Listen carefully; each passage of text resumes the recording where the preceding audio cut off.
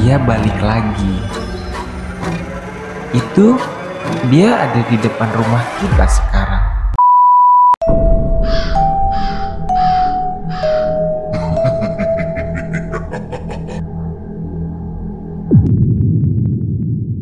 Assalamualaikum warahmatullahi wabarakatuh. Kembali lagi di Oza Story, tempat di mana cerita horor, mitos lokal, dan kisah nyata menjadi satu.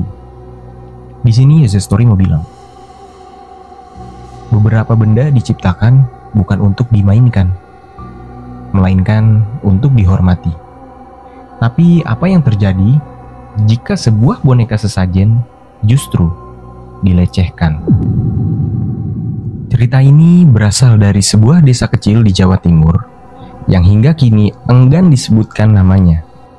Konon, ada tradisi turun-temurun yang dilakukan setiap malam Jumat Kliwon. Meletakkan sesajen di bawah pohon beringin besar bersama sebuah boneka kecil dari jerami dengan rambut asli manusia. Namun, saat kepala desa yang baru bernama Pak Darto ini naik jabatan, ia menyatakan bahwa tradisi itu sebagai tradisi tahayul dan dosa. Lalu Pak Darto ini menghentikanlah ritual dan Pak Darto ini membakar boneka tersebut dan membuangnya ke sungai. Pak Darto ini bilang ke warga, "Kita ini orang beriman, bukan pemuja jin. Buang saja boneka itu dan bakar."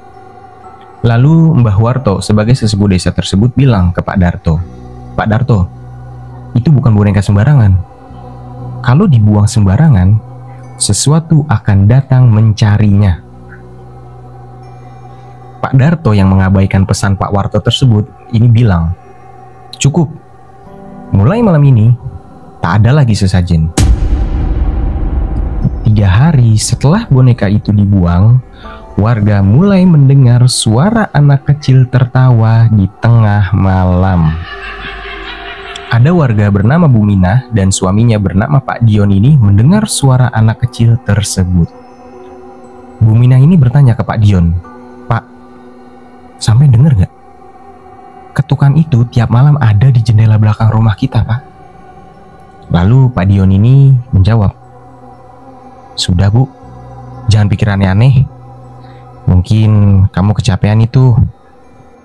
Terus Bu Mina ini yang ketakutan bilang, "Tapi tadi aku ngeliat bayangan kecil Pak, jalan di halaman rumah kita."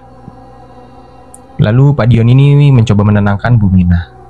"Mungkin kamu kecapean itu, makanya halusinasi. Yaudah yuk Bu, kita tidur." Seiring berjalannya waktu, puncaknya terjadi ketika CCTV balai desa merekam sesuatu di tengah malam. Salah satu warga yang kaget bilang, Itu bonekanya Pak. Kok bisa jalan sendiri?" Pak Darto yang shock ini menjawab, Tidak mungkin. Kita sudah bakar dia." Lalu tak lama kemudian anak Pak Darto, gadis berusia 6 tahun, mendadak kerasukan. Anaknya Pak Darto ini tertawa sambil berkata, "Bonekaku marah. Dia masih di sini. Dia nggak suka dibakar. Dia balik lagi. Itu dia ada di depan rumah kita sekarang." Setelah kejadian itu, akhirnya Mbah Warto dan para warga mengadakan ritual penebusan. Boneka itu ditemukan di bawah pohon beringin tempat ia dulu diletakkan. Boneka ini masih utuh, tidak terbakar, bahkan rambutnya bertambah panjang.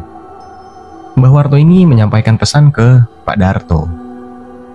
Kalau dia dihormati, dia akan menjaga. Tapi kalau dia dilukai, dia akan membalas. Sejak saat itu, boneka itu dikembalikan lagi lah ke tempatnya. Dan setiap malam Jumat Kliwon, sesajen kembali diletakkan.